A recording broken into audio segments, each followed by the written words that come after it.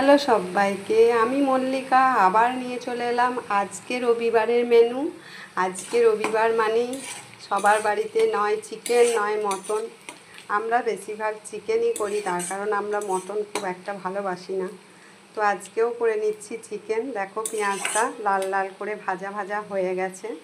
আমার এখানে মশলা হয়ে আছে, মশলায় আছে রসুন বাটা, আদা বাটা, জিরে বাটা, আর একটু হলুদ, নুন আর একটু টমেটো সস নিয়েছি। এবার আমি গ্যাসটা জোর দিয়ে দেবো, দিয়ে মশলাটা আমি ঢেলে দেব।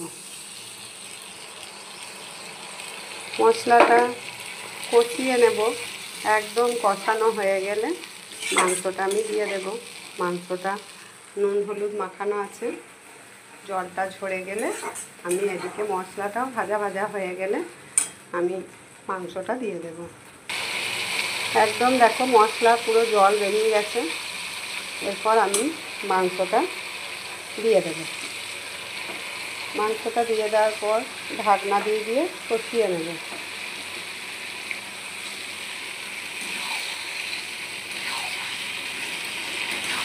চিকেন আমাদের বাড়িতে সবাই ভালোবাসে, আমার ছেলে খুব ভালোবাসে।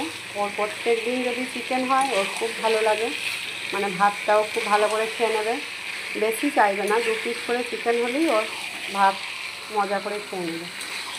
তো দেখো এটা ভালো করে মশলাটা পুরো একদম মাখানো হয়ে গেল। তারপর আমি ঢাকনা দিয়ে দিয়ে এটাকে সেদ্ধ করব।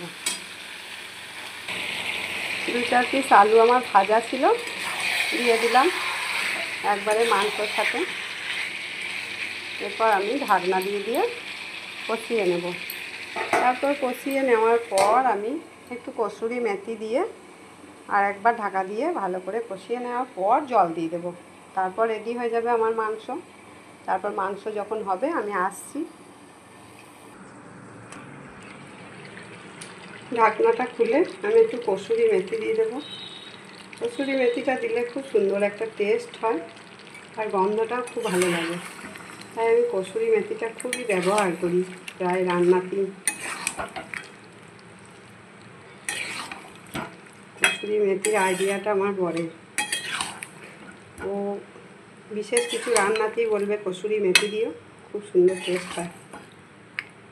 তো যাই হোক দেখো পুরো যখন সেদ্ধ হয়ে আসবে তখন আমি একটু হালকা করে জল দেবো। আবার ঢাকনা দিয়ে দিলাম।